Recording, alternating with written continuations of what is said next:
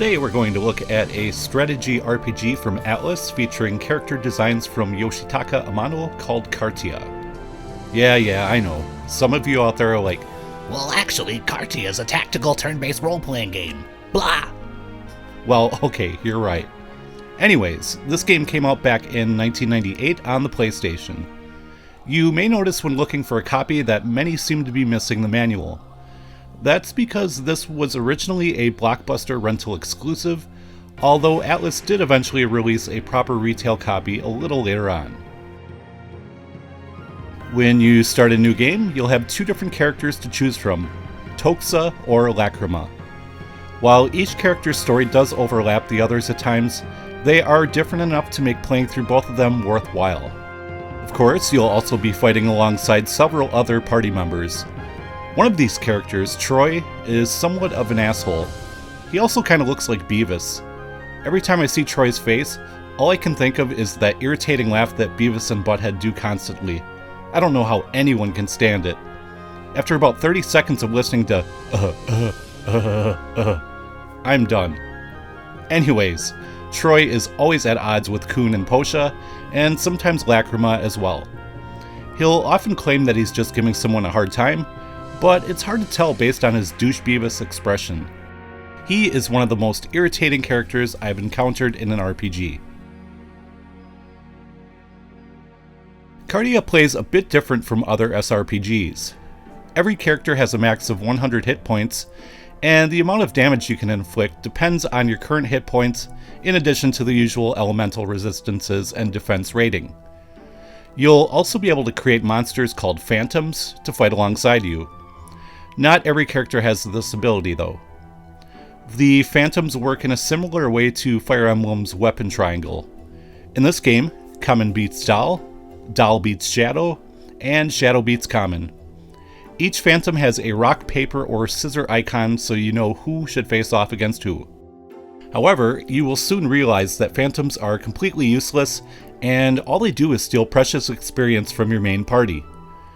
Any phantoms that are defeated also reduce the amount of bonus Kartia you'll receive at the end of battle, so I would recommend not bothering with them at all. You can move your party in any order you wish, which makes it easier to set up finishing blows. This is important because the character that lands the finishing blow gets the most experience. Like other strategy RPGs, your character will level up when they reach 100 experience points. One thing to be mindful of is that if one of your human characters gets killed, it's an automatic game over. If one of your phantoms gets killed, you will lose that phantom forever. You can replace your dead phantoms, not sure why you'd want to, however they will start back at level 1. You can also save your game at any time, which is something I wish more games did, especially strategy and tactical RPGs. One thing I did not like about Kartia is the way that crafting and equipping is handled. You cannot take care of it between stages, even though there is a menu screen that lets you do other things like save and view archives. All equipment is handled during battle. That would have been okay if there was a convenient way to cycle through characters. While you can cycle through your party members on the battlefield with the shoulder buttons, once you hit circle to view their status, you're locked onto that character and have to exit that screen to view another one.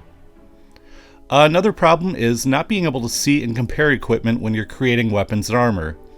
You have to look at your character, remember or write down what they're wearing, then go to the creation screen and see if what you want to make is an improvement. You would think by 1998 they would have realized just how unintuitive and unpleasant setting up your party this way is. Graphically, this game isn't anything amazing. While there is a nice opening cutscene and Amano's fantastic character art, the rest of the game looks pretty dull. The music in the game is pretty good and sometimes has a Final Fantasy Tactics-esque vibe to it. You will probably grow tired of the battle themes though, since they are played so often. Kartia is a relatively short game, with each character's story clocking in at around 20 hours. The story and characters were quite enjoyable, but the dull gameplay can make it feel like it's much longer than that.